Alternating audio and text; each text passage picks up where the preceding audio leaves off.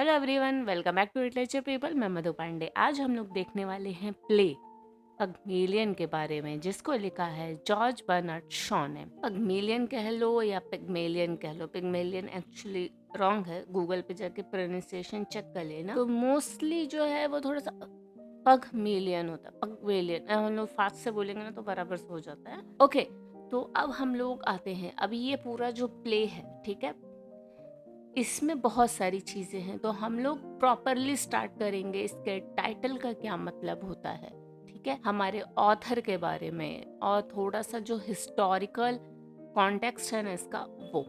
उसके बाद हम लोग समरी एंड एनालिसिस पे आएंगे। तो हम लोग अगर ये बेसिक चीज़ों के बारे में जानेंगे ना, तो हमें जो समरी एंड एनालिसिस समझ में और अच्छे से आएगा।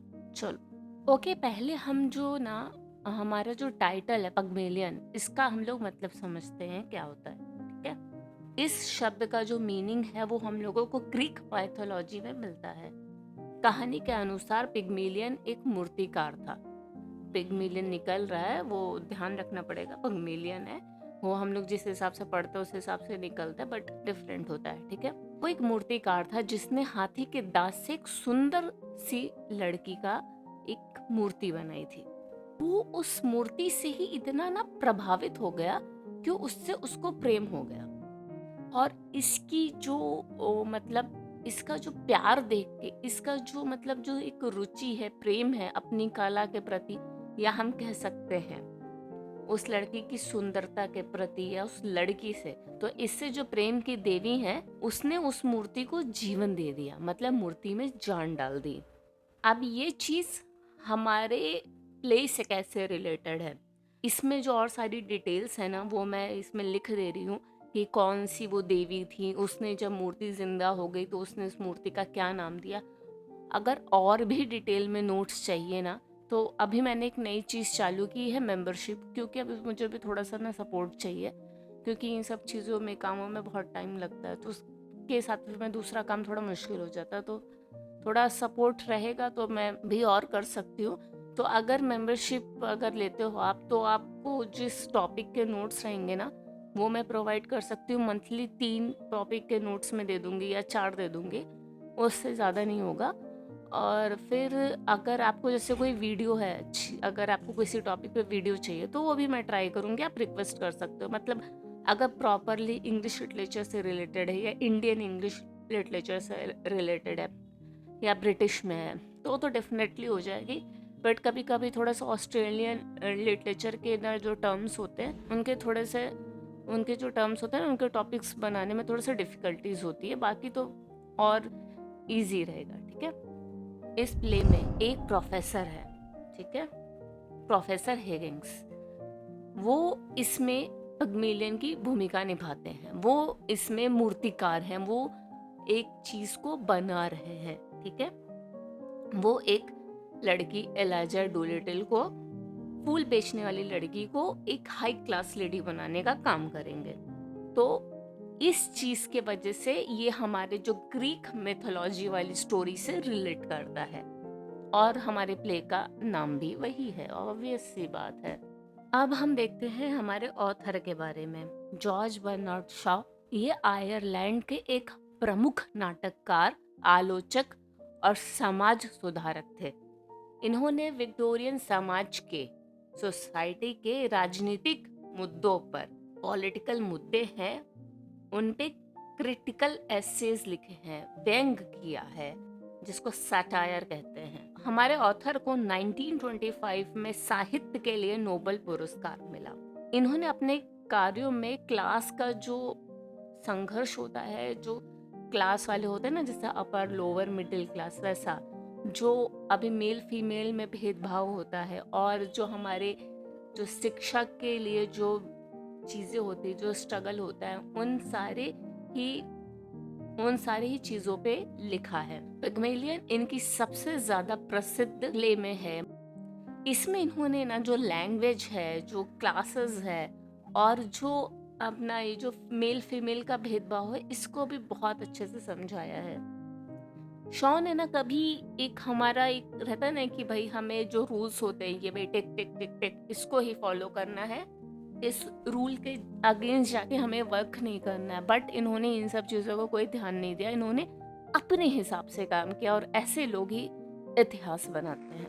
इन्होंने अपने जो वर्क के थ्रू जो हमारे जो समाज है, सोसाइटी है, पॉलिटिकल चीज़ों में एक जो चेंज लाने की कोशिश की। और हम लोग कह सकते हैं इन्होंने अपने वर्क में ये भी दिखाया है कि भाई हर लोगों को एक समान अधिकार है, कोई बड़ा नहीं कोई छोटा नहीं, ठीक है।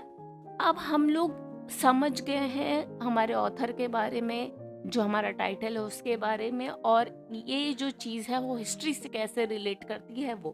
तो अब हम लोगों को ये समझ में आया है कि भाई ये जो प्ले है इसमें एक सामाजिक मुद्दा होगा, थोड़ा सा पॉलिटिकल होगा, और थोड़ा सा ना मेल फीमेल में डिफरेंस होगा, और ग्रीक मैथोलॉजी के हिसाब से कोई चेंज आएगा। तो इतना हम कॉन्टेक्स्ट समझ गए हैं, तो अब हम लोग जब एनालिसिस और समरी समझेंगे ना तो और इजीली समझ में आएगा। अब हम लोग सेटिंग देखते हैं इस प्ले की। तो ये सेटिंग जो होती है प्ले की थोड़ी शिफ्ट होती रहती है, बट हमारी जो सिटी है वो लंदन है, लंदन में ही होती है। अभी पहला तो हमारा वो जो चर्च के बाहर रहता है, कॉन्वेंट गार्डन में है, फिर हेनरी हिगिंस की लेबोरेटरी या स्टडी कह सकते हैं उसमें, फिर अलग अलग घर में अलग अलग जगहों पे है, बट जो हमारी सिटी है वो लंदन है। और इसका जो ईयर दिखाया गया है पिग्मेलियन प्ले का, जो अर्ली 19th सेंचुरी है, 1912 से 1913 का। और इस प्ले को हमारे ऑथर ने लिखा है 1912 में। इसको फर्स्ट ऑफिशियली परफॉर्म किया गया था 16 अक्टूबर 1913 को। अब मैं समरी शुरू करती हूँ। प्ले की शुरुआत होती है कॉन्वेंट गार्डन में, जो कि सेंट पॉल्स चर्च में है। बारिश है, जो समर रेन हो रही है, जो समर टाइम की रेन हो रही है, और सब लोग उससे बचते बचाते वहाँ अपनी शरण ले रहे हैं। उधर काफ़ी सारे टाइप के लोग हैं वहाँ पे। एक फैमिली है आयंसफोर्ड हिल, मिसेस आयंसफोर्ड हिल।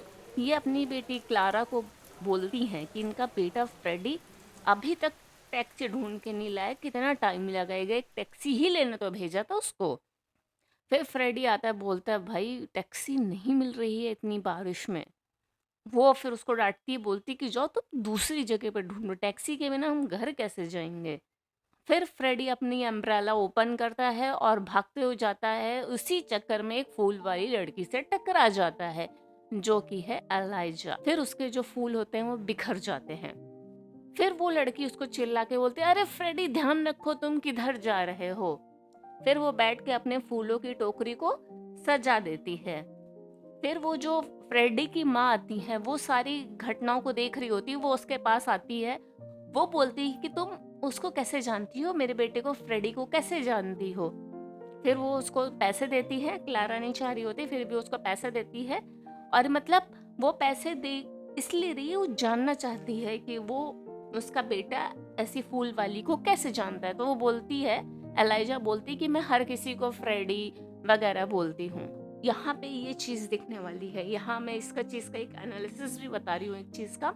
अभी इसकी जो माँ ने, फ्रेडी की माँ ने एलाइजा से पूछा, तो अभी इसका ना ये डर है कि इनका जो बेटा है वो लो क्लास वालों से भी एसोसिएट हो रहा है क्या, वो कैसे जानते। अब यहाँ पे इनको अपनी इज्जत का खतरा है कि इनका बेटा ऐसे लड़की को कैसे जानता है। यहाँ पे सबसे बड़ा पहला हमें क्लास डिफरेंस दिखता है।